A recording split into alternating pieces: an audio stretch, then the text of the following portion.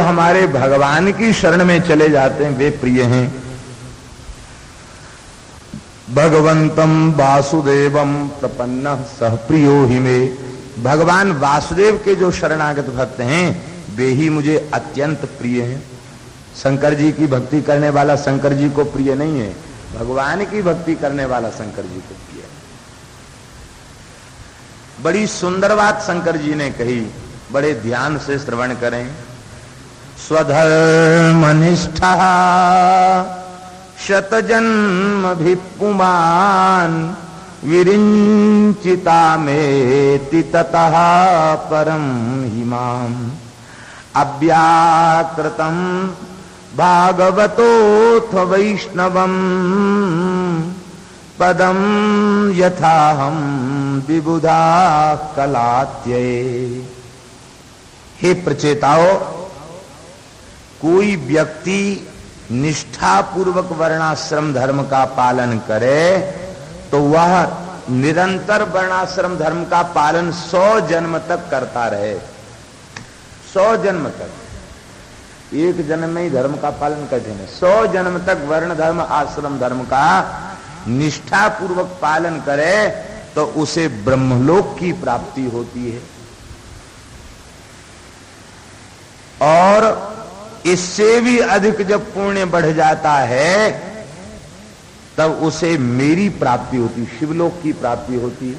लेकिन ब्रह्मलोक पहुंचने के बाद भी नीचे आना पड़ता है और मेरे लोक में पहुंचने के बाद भी नीचे आना पड़ता है। किंतु हम जिन भगवान वासुदेव की उपासना करते हैं उनके चरण कमलों में पहुंचने के बाद फिर इस दुख में संसार में नहीं आना पड़ता है। इसलिए अनन्य भाव से तुम उन भगवान की उपासना करो जिनका आश्रित होने पर और महाराज फिर आना नहीं पड़ता। यही कारण है कि भगवान व्यास ने पुराणों में बड़ी सुंदर सुंदर बात कही। भगवान व्यास ने एक जगह लिखा है कि 100 जन्म तक गणेश जी की भक्ति करे तो उसे देवी की भक्ति प्राप्त होती, फिर 100 जन्म तक देवी की भक्ति करे लगातार तो उसे सूर्य की भक्ति प्राप्त होती है। 100 जन्म तक सूर्य की भक्ति करे तो उसे फिर शिव की भक्ति प्राप्त होती है। और 100 जन्म तक शंकर जी की भक्ति करे तब उसे भगवान की भक्ति प्राप्त होती है। और जब भगवान की भक्ति प्राप्त होती है तब उसका संस्कृति के चक्र से उद्धार होता है। अब देखो ये सब दोनों क्रम आपके सामने है। 100 जन्म वाला भी क्रम है और कहीं बीच में फिसल गए तो फिर पता नहीं किस किस योनि में जाना पड़ेगा। एक ये क्रम है, जाना वहीं पड़ेगा अंतिम में। समस्त उपासकों को वहीं जाना पड़ेगा, भगवान के चरणों में जाना पड़ेगा। यही है रिजु कुटिल नाना पथ जुसाम। सीधे सीधे भगवान का भजन करने लग गए, वो सरल मार्ग सीधे मार्ग में, और घूम फिर के जा रहे हैं वो कुटिल मार्ग है। जाना वहीं है। नृणाम एको गम्यस्त्वमसि पयसाम अर्णवैव। नदियां घूम फिर के सब समुद्र में जाती हैं। ऐसी समस्त जीव उनका अंतिम आश्रय भगवान है। और देखो जब भगवान का भजन जीव करता है तो उसे इन बातों का पता चल जाता है। गणेश जी की भक्ति किया तो भजन करते करते गणेश जी का साक्षात्कार हो गया। अब साक्षात्कार होने के बाद जब गणेश जी की निकटता बढ़ी तो देखा गणेश जी क्या कर रहे हैं, होठ हिला रहे हैं, क्या हिला रहे हैं, क्या कर रहे हैं। तो समझ में, अरे ये तो राम राम कर रहे हैं। महाराज आप भी राम राम करते हो? बोले हाँ। महिमा जासु जान गण राहु प्रथम पूजियत नाम प्रभाव। ये राम नाम की महिमा से तो हम प्रथम पूज्य हैं। अच्छा तो आप भी राम जी की भक्ति करते? बोले हाँ। शंकर जी के पास गए, बोले आप ही जगदीश्वर हैं, विश्वनाथ हैं, जगन्नाथ हैं। लेकिन शंकर जी के पास निकट पहुंचे तो भोले बाबा के भी मुंह से देखा राम राम राम। अरे क्या करते हैं आप? बोले हम राम नाम की महिमा से ही तो विश्वनाथ बन गए। नाम प्रभाव जान शिवनी को कालकूट फल दीन हमी को। इन नाम की महिमा वे भी भजन में लगे दिखाई पड़ेंगे। देवी जी के पास गए, आप क्या कर रही हो? बोले हमें भी भजन करती हूं। राम रामेति रामेति रमे रामे मनोरमे सहस्रनाम तत्तुल्यम राम नाम बरा। सहस्रनाम सम सुनि शिववाणी जप जेई प्रिय संग भगवान। मैं भी राम राम करती हूँ, भजन करती हूँ। सूरज के पास गए, बोले आप में इतना तेज कैसे है? बोले देय सरासवित्र मंडल मध्यवर्ती नारायण सरसजासन सन्निविष्टा। मैंने अपने हृदय में ठाकुर जी को विराजमान कर रखा। वो ठाकुर जी के अनंत तेज से मैं प्रकाशित हो रहा हूँ। मैं निरंतर भगवान के चरण कमलों का ध्यान करता हूँ। मैं भगवान नहीं हूँ, मैं तो भगवान की आंख हूँ। मैं भगवान नहीं हूँ, मैं भगवान की आंख हूँ। बोलो वृंदावन बिहार। तो कहने का तात्पर्य है कि देखो, अंतिम किसी देवी देवता की प्राप्ति करो, अंतिम में यही बात समझ में आएगी कि सब भगवान के भजन में लगे हुए हैं। राम ही भजहि तात शिव धाता, नर पावर के केतिक बात। जब सब भजन में लगे हुए हैं तो हम इनके भजन में न लगकर हम भगवान के भजन में लगे। हाँ, इनको भगवान का भक्त मानकर, भागवत मानकर, इनकी आराधना उपासना करके यही कहें, हे नाथ, जैसे आप राम राम करते ऐसे हम भी राम राम करने लग जाएं, हमारी भी भजन में रुचि बढ़ जाए। इसलिए तो भक्त के स्वरूप में, भागवतों के स्वरूप में अर्चन करें, लेकिन भगवान के स्वरूप में केवल भगवान का अर्चन करें। बोलो भक्तवत्सल भगवान की। रुद्र गीत का उपदेश दिया। इस रुद्र गीत में भगवान का स्तवन है। नमः पंकजनाभाय भूत सूक्ष्मेन्द्रियाय द्रियात्मने वासुदेवाय शांताय कूटस्थाय सुरोचिसे संकर्षणाय सूक्ष्माय दुरंतायांतकाय च नमो विश्व प्रबोधाय प्रद्युम्नायांतरात्मने इत्यादि श्लोकों के द्वारा भगवान का स्तवन है। और इस रुद्र गीत में भगवान का ध्यान बड़ा सुंदर है, बहुत सुंदर ध्यान का वर्णन है। दो जगह भगवान का ध्यान भागवत में अतीव सुंदर है। एक तो संचिंतयेत भगवत चरणार वृंदम कपिलोपाख्यान वाला ध्यान, और एक रुद्र गीत वाला ध्यान। ये बड़े सुंदर ध्यान हैं। इन ध्यान का वर्णन किया और कहा कि देखो प्रचेताओ, सत्संग की बड़ी महिमा है। क्षणार्धे नापि तुलये न स्वर्गम न पुनर्भवम भगवत संगी संगस्य मर्त्यानाम किमुताशिषः। इस रुद्र गीत के श्लोक का श्री गोस्वामी जी ने हूबहू अनुवाद कर दिया। तात स्वर्ग अपवर्ग सुख धरिये तुला एक अंग, तूलन ताहि सकल मिल जो सुख लव सत। ऐसे भागवत के कितने श्लोक हैं जिनको बिल्कुल दोहा के रूप में, चौपाई के रूप में गोस्वामी जी ने विराजमान कर दिया। भागवत का प्रभाव रामचरितमानस के ऊपर पर्याप्त प्रभाव है, बहुत प्रभाव है, भागवत का बहुत प्रभाव है। इसलिए रामचरितमानस भी श्रीमद् भागवत की एक टीका है, एक टीका भागवत की मानस जी भी। श्री वृंदावन बिहारी लाल की जय। भगवान ने उपदेश दिया और कहा कि इदम जपत भद्रम्बा, तुम सबका कल्याण हो, इसका तुम जप करो। इसके जप करने से विशुद्धम नृपनंदनाः स्वधर्म मनुतिष्ठन्तो भगवत्यर्पिताशयाः, इसका जप करो, तुम्हारा परम कल्याण होगा। और जो इसका श्रद्धा पूर्वक प्रातः काल उठ करके पाठ करता है, सुनता है अथवा सुनाता है, मुच्यते कर्म बंधन ही, वो समस्त कर्म बंधनों से मुक्त हो जाए। ये रुद्र गीत की बड़ी भारी महिमा है।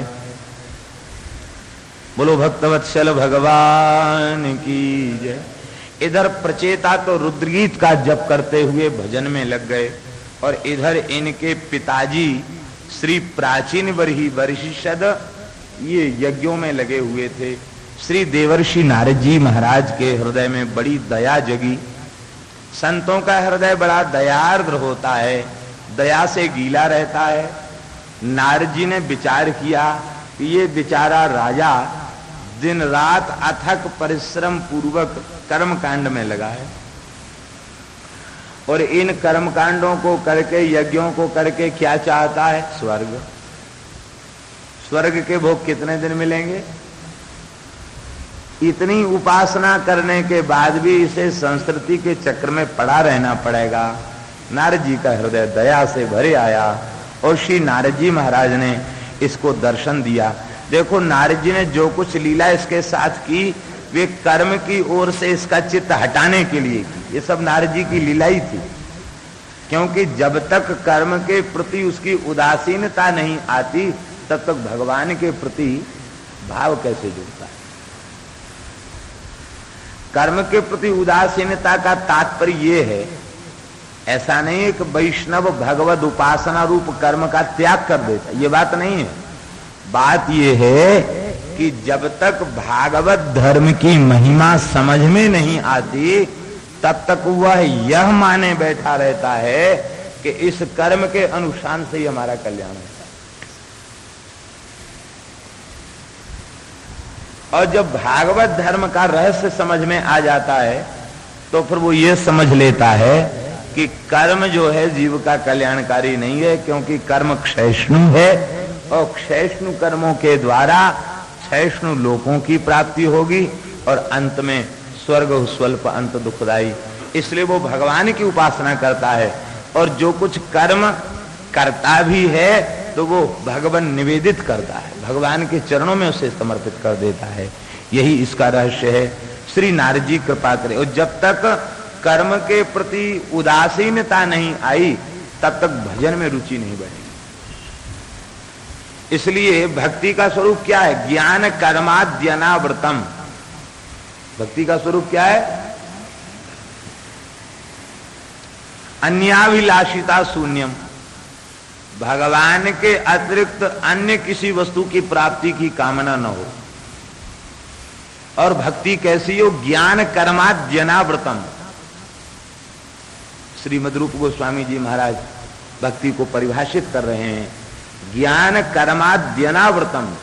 ज्ञान और कर्म से ढकी हुई भक्ति नहीं होना चाहिए। कर्मकांड भक्ति को ढकले अथवा ज्ञान भक्ति को ढकले, ऐसे ज्ञान की ऐसे कर्म की हमें आवश्यकता नहीं है। हाँ, भक्ति अंगी है, ज्ञान उसका अंग बनकर रहे, कर्म उसका अंग बनकर रहे। वो ज्ञान और कर्म इन दोनों का प्रयोजन भगवान की प्रसन्नता हो, भक्ति के अंग बन के रहे, वो हमें जरूरत है। और ऐसे ज्ञान ऐसे कर्म की आवश्यकता नहीं है जहां भक्ति का स्वरूप छिन्न भिन्न हो जाए और ज्ञान कर्म ही प्रधान हो। इसलिए कई जगह रसिकों ने बड़ी विचित्र विचित्र बातें कही हैं जो कई बार लोगों की समझ में नहीं आती। पूजा पत्री का प्रबल विरोध किया श्री व्यास जी महाराज ने। तो यहां तक बोल गए कि बे मरे जिन मेरे घर गणेश पूजवाए, वे मर जाएं। बेटी के लिए कहा कि तू जन्मते ही क्यों नहीं मर गई, तूने अनन्य रसकों के कुल में दाग लगा दिया। क्या वे गणेश जी के विरोधी थे? देवी देवताओं की उपासना के विरोधी थे। गणेश जी महान भक्त हैं।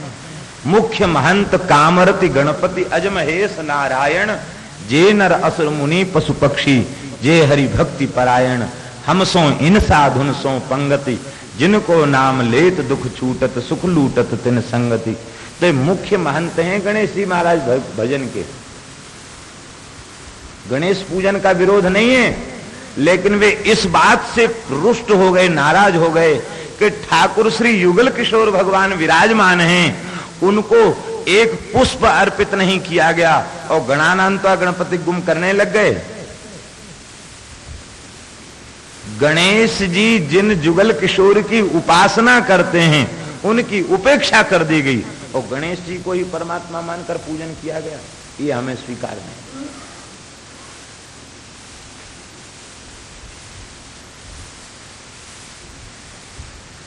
बेटी विदा के समय बोली हम जाएंगे, तो व्यास जी ने मुंह घुमा लिया, बोले वृंदावन के बाहर जाता उसका मुंह देखने में पाप है, हम नहीं देखते। तेरी जो इच्छा हो सोकर, वृंदावन के बाहर जाने की बात तो हम नहीं कहेंगे। उस पर ऐसा असर पड़ा, बोली जाओ लौट जाओ, हम वृंदावन के बाहर नहीं जाएंगे। वो बारात को लौटा दिया, वो गई नहीं वृंदावन के बाहर, जीवन भर भजन किया। ये अनन्य निष्ठा का वचन। ये कायरों का मार्ग नहीं है कि दुनिया क्या कहेगी, लोग क्या कहेंगे। ये तो लोक वेद से न्यारा ये मार्ग बहुत खरा मार्ग है, एकदम खरा मार्ग है। कायरों का मार्ग नहीं, शूरवीरों का मार्ग है, शूरवीरों का मार्ग। श्री वृंदावन बिहारी भाई, इसीलिए भागवत धर्म सबके गले नहीं उतरता। बहुत पढ़े लिखे होने के बाद भी भागवत धर्म की बात समझ में नहीं आती। इसीलिए यमराज ने कहा गुह्यम विशुद्धम दुर्बोधम, 3 विशेषण दिए। गुह्यम बहुत छिपा हुआ है, पता नहीं चलता कहां क्या है। विशुद्धम कितना विशुद्ध है कि इस धर्म को समझने के लिए जब तक चित्त सर्वथा निष्काम नहीं होगा, प्रेम से परिपूर्ण नहीं होगा, तब तक ये बात समझ में नहीं आएगी। विशुद्धम दुर्बोधम, सब कुछ पढ़ने लिखने के बाद भी समझ में नहीं आएगा। और फल क्या है? बोले यज ज्ञात्वा अमृतम अश्नुते। इस भागवत धर्म के रहस्य को समझने के बाद अमृतम अश्नुते, असुंग भोजने धातु से अश्नुते बनता है।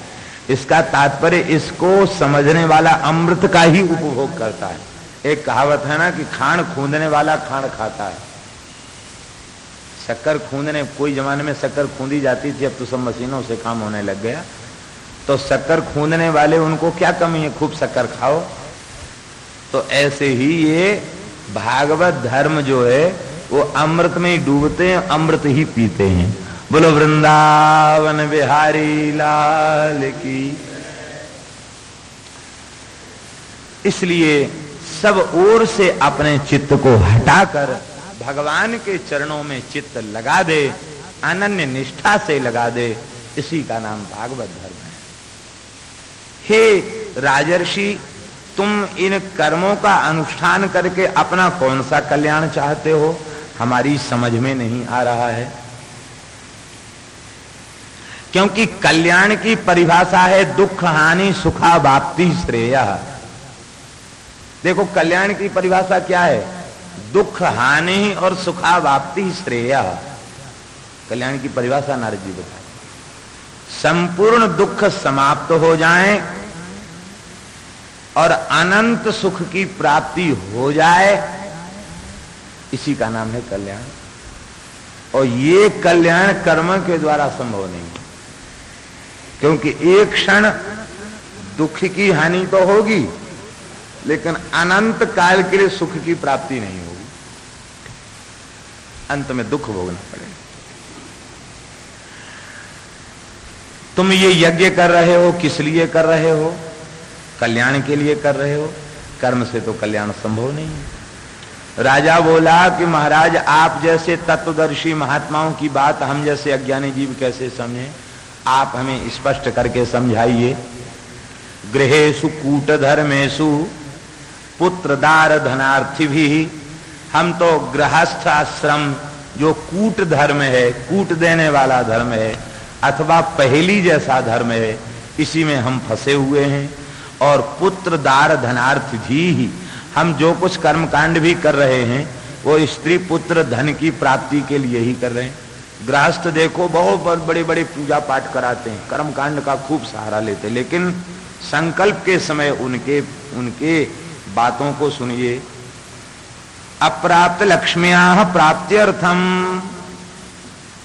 प्राप्त लक्ष्म्याः चिरकाल संरक्षणार्थम, लोके सभायाम राजद्वारे यशो विजय लाभादि प्राप्त्यर्थम।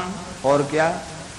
और बोले ग्रहकृत राजकृत सर्ववृद्ध पीड़ा निवृत्ति पूर्वकम, नैरुज्य धन धान्य पुष्टि समृद्ध्यर्थम, बहुपुत्र लाभ प्राप्त्यर्थम, बहुधन लाभ प्राप्त्यर्थम,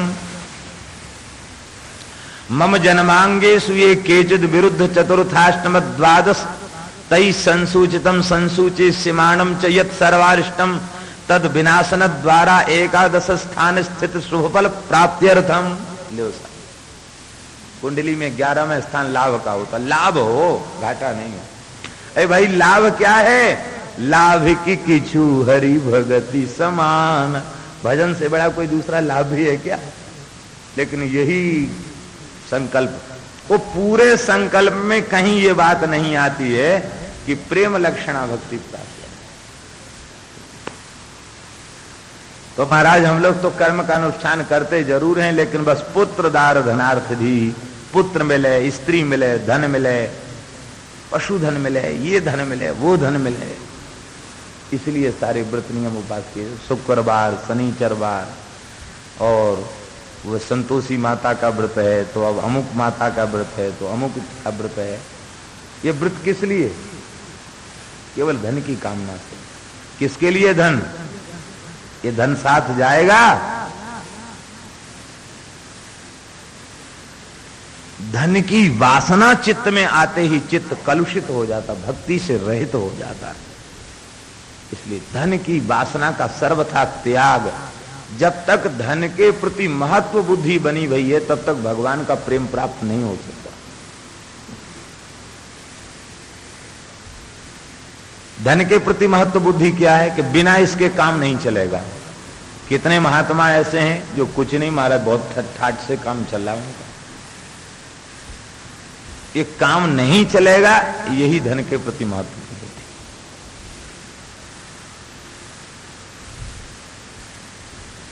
और पूज्य श्री स्वामी जी महाराज तो यहां तक कहते हैं कि धन के त्याग का अभिमान भी धन के प्रति महत्व बुद्धि का ही परिचय है। हम पैसा नहीं छूते, हमने धन छोड़ दिया, ये भी धन का महत्व है। क्या है कि धन है क्या चीज? नोट पर लिखा रहता है मैं धारक को 50 रुपए अदा करने का वचन देता हूं। इसका मतलब 50 रुपए थोड़े ही है, 50 रुपए की रसीद है, कागज का टुकड़ा है, उसको हमने मान रखा, वो 50 रुपए, बस लोग का व्यवहार चल रहा है। अच्छा, रुपए से व्यवहार चलता है कि वस्तु से व्यवहार चलता है? वस्तु से व्यवहार चलता है, वस्तु से व्यवहार चलता है। वस्तु तो भगवान की बनाई हुई है। भगवान अपने भक्त को कभी भूखा नहीं रखते, कभी भूखा नहीं रखते। कमाने वाले भूखे मर जाएं, लेकिन भजन करने वाला भूखा नहीं मर सकता। श्री गोस्वामी तुलसीदास जी महाराज कहते हैं, चाटत रहो स्वान पातर ज्यों, कबहु न पेट भरो, सोहो चाखत नाम सुधारस, पेखत पर सुधरो, भरोसो जाही दूसरो सो करो। क्या दशा थी राम नाम से रहते? चाटत रहो स्वान पात्र जो, कबहु न पेट भरो, लेकिन सोहो चाखत नाम सुधारस, पेखत पर सुधरो। सामने धरा रहता, खाने की इच्छा ही नहीं। इसका तात्पर्य है कि धन की अभिलाषा का चित्त से सर्वथा त्याग। भगवान हमें जो, इसका मतलब अकर्मण्यता नहीं, पुरुषार्थ से विहीन हो जाना नहीं। गृहस्थ आश्रम में जो भगवान ने आपको सेवा दी है उसको करें, लेकिन लक्ष्य केवल भगवान की प्राप्ति, भगवान के प्रेम की प्राप्ति लक्ष्य रखें। धन की प्राप्ति और संसार की वस्तु की प्राप्ति लक्ष्य न रखें। इसी कारण से हम संसार के चक्कर में भटक रहे हैं। देखो, बड़ी सुंदर बात कही प्राचीन बरी ने, कहा कि इन कामनाओं से ही जीव संसार में भटक रहा, और हमारे चित्त में कामनाएं हैं, उनका नाश हुआ नहीं है, इसलिए हम भटक रहे हैं। आप जैसे ज्ञानी महात्मा ही हमको इससे मुक्त कर सकते हैं। नारद जी ने अपने मन में विचार किया कि यदि हम इसको कर्म की निंदा करके और कर्म से इसके चित्त को हटाएंगे तो शायद हो सकता है कि ये बड़ा पूर्व मीमांसक है, कर्म का पुरजोर समर्थन करेगा। वेद में ऐसा लिखा है, वेद में ऐसा लिखा। इसलिए सबसे पहले कोई ऐसी लीला दिखाओ कि इसका मन पहले ही हट जाए। नारद जी बोले कि तुमने यज्ञ क्यों किए? स्वर्ग की प्राप्ति की। देखो तुमको कौन सा स्वर्ग तैयार है। ऐसी लीला रची नारद जी ने को उसको आकाश में बड़े बड़े भयंकर जीव जंतु दिखाई पड़े, सींग पहनाए हुए लाल लाल आंख करके खाने के लिए दौड़ रहे थे। बोला महाराज ये कौन है? बोले ये वही हैं जिनको तुमने यज्ञ के नाम पर हिंसा किया। ये सब जीव हैं। वेद की हिंसा हिंसा न भवती, वही जीव हैं सब। खाने के लिए दौड़ रहे। अरे महाराज हम तो सोचते थे स्वर्ग मिलेगा, ये सजा भोगनी पड़ेगी। बोले बस अब इसके मुक्त होने का एक ही उपाय है, भगवान की शरण में चले जाओ। महाराज अब हमारा कल्याण कैसे हो? बोले देखो कल्याण के लिए हम तुमको एक बड़ी बढ़िया कथा सुनाते हैं, पुरंजन का उपाख्यान सुनाते हैं, इसको सुनते ही तुम्हारा कल्याण हो जाएगा। राजा बड़ी श्रद्धा पूर्वक सुनने लग गया। राजा ने कहा देखो एक पुरंजन नाम का राजा था, उसके मित्र का नाम अविज्ञात था, उसकी चेष्टा गतिमति को कोई जान नहीं पाता था, इसीलिए उसका नाम अविज्ञात था। एक बार वह विचरण करता हुआ, यद्यपि उसका मित्र जो अविज्ञात था वह उसको कभी छोड़ने की सलाह नहीं देता था, लेकिन इसके बाद भी वह अपने मित्र की बातों को ठुकरा करके उसको छोड़ के चल दिया। दोनों में बड़ा अंतर था। पुरंजन ये तो बड़ा लालची था, जो चीज इसको बढ़िया दिखाई पड़ जाए तो कहता था हम इसको खाएंगे, हम इसको भोगेंगे, इसके मुंह में पानी भरा था। इसका मित्र जो अविज्ञात था वो निष्प्रह था, वो किसी वस्तु को रूप रसगंध शब्द स्पर्श की कोई वस्तु सामने आ जाए उसको देख के उसके मन में कोई क्रिया ही नहीं होती। वो कहता भाई देखो इनके चक्कर में मत पड़ो, लेकिन वो माना नहीं, अपने मित्र को साथ छोड़ करके तब जब से भगवान से अलग हुआ तब से ही इसका भटकना चालू हो गया, भटकने लग गया। अब भटकते भटकते तमाम नगरों में गया, कोई नगर से अच्छा नहीं लगा। कहीं कुछ दिन रहा, कहीं कुछ दिन रहा, अंत में घूमते घूमते उत्तर कुरु में आया तो यहां देखा एक 9 दरवाजे का बड़ा सुंदर नगर है। इस नगर को देख करके तो उसने कहा वाह यहाँ की तो शोभा निराली है, कितना बढ़िया पलस्तर है, कितना बढ़िया फर्श है, कैसे सुंदर बाग बगीचे हैं और कैसे सुंदर राजमार्ग हैं, 1 दरवाजे 2 दरवाजे 9 द्वार हैं, ये नगर बहुत अच्छा, इस नगर में रहेंगे। जैसे ये पुरंजन उस नगर के भीतर घुसा तो उस नगरी की रक्षा करने वाला 5 फण वाला नाग था, उस नाग ने इसको रोका नहीं, वो भीतर चला गया। जैसे ही भीतर गया तो वहां देखा कि एक पुरुष है और एक स्त्री है और उसके साथ 10 पुरुष हैं, और वे 10 पुरुष 100 नायिकाओं के पति हैं।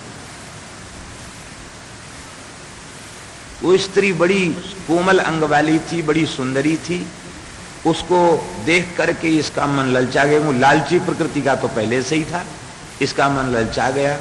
वो स्त्री ऐसी विचित्र थी कि क्षण क्षण में रूप बदलती, बार बार अपना श्रृंगार बदलती, कभी हरी कभी लाल कभी पीली साड़ी पहनती और तरह तरह के रूप सजाती थी, ऐसी विचित्र स्त्री थी।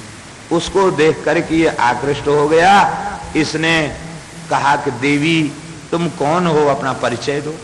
ये बोली कि मैं कौन हूं ये मैं खुद नहीं जानती मैं कौन हूं, बस इतना जानती हूं कि मैं इस नगरी में रह रही हूं, ये मेरे सेवक हैं और ये नाग इस नगरी की रक्षा कर रहा, और मैं कुछ भी नहीं जानती। तो देवी एक प्रश्न और पूछूं, बुरा तो नहीं मानोगी? बोले मैं बुरा क्यों मानने लगी? बोलो भाई क्या कह रहे हो? तो तुम्हारा विवाह हुआ कि नहीं? तो उसने मुस्कुरा कर कहा कि मैं अविवाहित हूं। अच्छा अच्छा। ये हाथ जोड़कर बोला देवी यदि तुम्हारा मन बने तो मैं भी अविवाहित हूं, मुझसे विवाह कर लो। उसने मुस्कुरा कर अनुमोदन कर दिया, ठीक है हम दोनों का ब्याह हो जाए।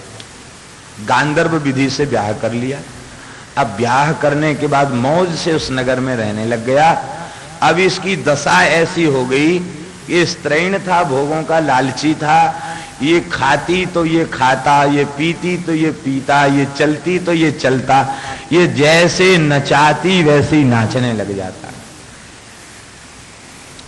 इसी का नाम है योषित क्रीड़ा मृग।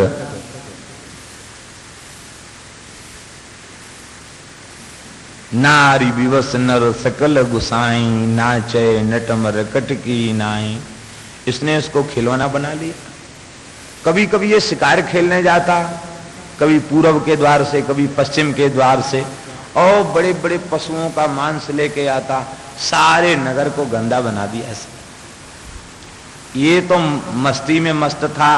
कभी कभी इसकी प्रियतमा रूस जाती। इसका नाम क्या था? बोले इसका नाम था पुरंजनी।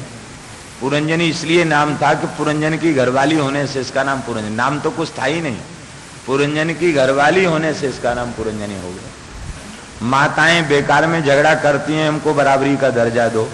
हमारे शास्त्रों ने बराबरी का दर्जा हजारों साल पहले ही दे दिया। डॉक्टर बिचाले पूरी डॉक्टरी पढ़े तब डॉक्टर, और वो एक गोली का नाम न जानती हो, डॉक्टर से ब्याह हो गया तो डॉक्टर नहीं, मास्टर से ब्याह हो गया तो मास्टर नहीं।